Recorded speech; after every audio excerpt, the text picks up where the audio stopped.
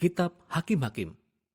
Ingat setelah Yosua memimpin suku-suku Israel masuk ke tanah perjanjian, ia berseru agar mereka tetap setia pada perjanjian mereka dengan Allah, yaitu dengan mentaati perintah-perintah dalam hukum Taurat. Dan jika mereka melakukannya, mereka dapat menunjukkan kepada bangsa-bangsa lain siapa sesungguhnya Allah Israel itu. Nah, kitab Hakim-Hakim diawali dengan kematian Yosua, dan pada dasarnya menceritakan tentang kegagalan total bangsa Israel. Nama kitab ini diambil dari model pemimpin bangsa Israel pada masa itu. Sebelum memiliki raja, suku-suku Israel dipimpin oleh hakim-hakim. Namun jangan membayangkan sebuah ruang pengadilan, karena hakim-hakim ini merupakan pemimpin wilayah di bidang politik dan militer. Jadi lebih menyerupai seorang kepala suku. Dan perlu diingat, kitab hakim-hakim ini sangat meresahkan dan penuh dengan kekerasan, karena menceritakan kisah tragis tentang kerusakan moral bangsa Israel, tentang kepemimpinannya yang buruk, pada dasarnya bagaimana mereka menjadi serupa dengan orang-orang Kanaan. Namun kisah sedih ini juga ditujukan untuk membangkitkan harapan di masa depan. Dan kita dapat melihatnya dari cara kitab ini disusun. Ada bagian besar di pendahuluan yang melatar belakangi kegagalan bangsa Israel yang disebabkan karena mereka tidak menghalau orang-orang Kanaan yang masih tersisa di sana. Kemudian bagian utama dari kitab ini bercerita tentang bertambah rusaknya para hakim bangsa Israel itu. Dan dalam kelanjutannya, para pemimpin Israel ini menunjukkan perubahan. Mulai dari cukup baik, menjadi agak baik, lalu menjadi buruk dan semakin buruk. Bagian penutupnya malah sangat meresahkan dan benar-benar memperlihatkan kejahatan bangsa Israel secara keseluruhan. Mari kita dalami dan telusuri setiap bagian ini lebih lanjut. Bagian pembukaan diawali dengan suku-suku Israel yang menempati wilayah mereka masing-masing di tanah perjanjian. Walaupun Yosua sudah mengalahkan kota-kota penting di Kanaan, tetapi masih ada banyak daerah yang harus direbut dan banyak orang Kanaan masih tinggal di situ. Jadi pasal 1 memperlihatkan sebuah daftar panjang dari penduduk Kanaan dan kota-kota yang belum dihalau oleh bangsa Israel dari negeri itu. Nah, ingat ya, tujuan utama dari menghalau orang-orang Kanaan ini adalah agar bangsa Israel terhindar dari kerusakan moral dan cara-cara orang Kanaan menyembah dewa dengan mengorbankan anak. Allah memanggil bangsa Israel untuk menjadi bangsa yang kudus. Tetapi sayangnya hal ini tidak terjadi. Pasal 2 menjelaskan bagaimana bangsa Israel dengan mudahnya bisa hidup berdampingan dengan orang-orang Kanaan dan mengadopsi semua kebiasaan budaya dan agama mereka. Dan disinilah kisah ini terhenti. Hampir di seluruh pasal ini, sang narator memberi kita ringkasan dari segala sesuatu yang akan terjadi pada isi kitab ini. Menurut sang narator, bagian dari sejarah Israel ini merupakan serangkaian siklus yang bergerak seperti spiral yang menurun. Jadi bangsa Israel ini menjadi seperti orang Kanaan, sehingga mereka berdosa terhadap Allah. Oleh sebab itulah, Allah membiarkan mereka dikalahkan dan ditindas oleh orang-orang Kanaan. Namun akhirnya orang-orang Israel ini menyadari kesalahan mereka dan bertobat. Karena itu Allah membangkitkan seorang penyelamat, yaitu seorang hakim dari antara bangsa Israel yang akan mengalahkan musuh dan menghantar mereka ke era damai. Tetapi akhirnya bangsa Israel kembali berbuat dosa, dan semuanya akan dimulai dari awal lagi. Siklus ini menjadi pola dan alur penulisan dalam bagian utama dari kitab ini, dan akan terulang dalam setiap kisah dari 6 hakim utama yang diceritakan di sini. Nah, kisah dari 3 hakim pertama, Otniel, Ehud, dan Deborah, adalah kisah petualangan yang sangat hebat, namun penuh dengan pertumpahan darah. Baik hakim-hakim itu sendiri, maupun orang-orang yang menolong mereka.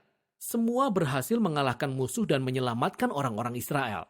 Kisah tentang 3 hakim berikutnya berlangsung lebih panjang dan berfokus pada karakter mereka yang tercela dan makin bertambah buruk.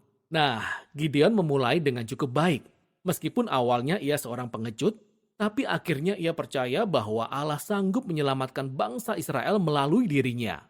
Jadi ia berhasil mengalahkan tentara Midian yang sangat besar hanya dengan 300 orang yang membawa obor dan buyung tanah liat. Namun Gideon memiliki temperamen yang sangat buruk. Ia membunuh sesama orang Israel yang tidak mau membantu dia dalam peperangan. Dari sinilah semuanya menjadi semakin buruk. Gideon kemudian membuat patung berhala dari emas yang ia jarah dalam peperangan.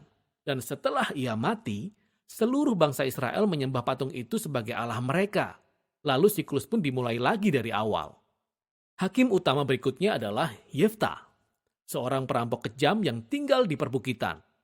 Ketika keadaan bangsa Israel sudah sedemikian buruknya, para tua-tua Israel datang kepadanya memohon bantuan. Nah, Yefta adalah seorang pemimpin yang sangat hebat. Ia memenangkan banyak peperangan melawan orang Amon.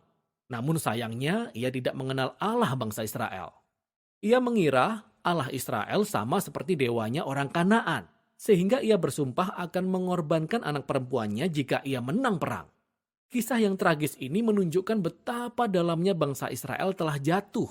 Mereka tidak lagi mengenal karakter Allah mereka sendiri, sehingga mereka terjerumus ke dalam pembunuhan dan ibadah yang palsu. Hakim terakhir, Simson, merupakan hakim yang paling buruk.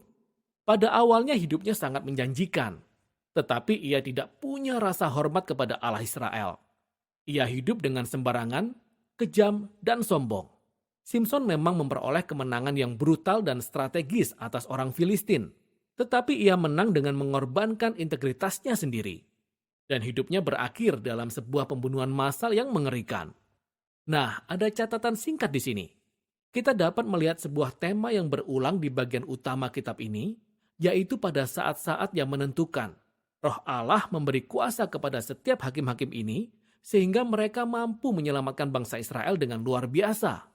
Nah, walaupun Allah memakai orang-orang yang sangat kacau ini, bukan berarti ia setuju dengan mereka semua atau dengan keputusan yang mereka buat. Yang pertama dan terutama, Allah berkomitmen untuk menyelamatkan umatnya. Tetapi yang Allah dapatkan hanyalah para pemimpin yang rusak ini. Maka dengan merekalah Allah bekerja. Seluruh bagian ini dirancang untuk memperlihatkan betapa buruknya mereka. Kita bahkan tidak lagi bisa membedakan antara orang Israel dengan orang Kanaan. Dan itu baru para pemimpinnya. Bagian terakhir menunjukkan bagaimana bangsa Israel secara keseluruhan mencapai titik terendah. Di bagian ini ada dua kisah yang sangat tragis. Dan kisah ini bukan untuk orang yang lemah hati. Kisah ini disusun dengan kalimat penting yang diulang sebanyak 4 kali di akhir kitab ini. Pada zaman itu, tidak ada raja di antara orang Israel. Dan setiap orang berbuat apa yang benar menurut pandangannya sendiri. Kisah pertama menceritakan tentang seorang Israel bernama Mika, yang membangun kuil khusus untuk penyembahan berhala. Kuil ini kemudian dijarah oleh pasukan khusus yang dikirim oleh suku Dan. Mereka datang dan merampas segalanya, kemudian mereka pergi membakar habis kota Lais yang aman dan tentram, serta membunuh semua penduduknya. Kisah yang sungguh mengerikan. Ketika bangsa Israel melupakan Allah mereka, maka orang yang paling kuatlah yang berkuasa. Kisah terakhir dalam kitab ini bahkan lebih buruk lagi, yaitu tentang pelecehan seksual dan kekerasan yang berakhir dengan perang saudara yang pertama di Israel. Kisah ini benar-benar sangat meresahkan. Dan memang itulah tujuannya. Kisah ini ditujukan sebagai suatu peringatan. Kejatuhan bangsa Israel ke dalam kehancuran merupakan akibat mereka berpaling dari Allah yang mengasihi dan menyelamatkan mereka dari perbudakan di Mesir. Dan sekarang bangsa Israel perlu diselamatkan kembali dari kejahatan mereka sendiri. Satu-satunya harapan dalam kisah ini dapat ditemukan dalam satu kalimat yang diulang-ulang pada bagian akhir kitab ini. Sebenarnya ini merupakan kalimat terakhir dalam kisah ini. Tidak ada raja di antara orang Israel. Kalimat ini melandasi kitab berikutnya yang menceritakan tentang asal-usul keluarga Raja Daud, yakni kitab Rut. Dan juga asal-usul kerajaan Israel, yakni kitab 1 Samuel. Namun kisah hakim-hakim ini memiliki nilai tersendiri sebagai sebuah tragedi. Kisah ini memberi penjelasan yang dalam tentang kondisi manusia dan pada akhirnya menunjukkan betapa perlunya kasih karunia Allah untuk mengutus seorang raja yang akan menyelamatkan umatnya. Dan itulah kitab Hakim-Hakim.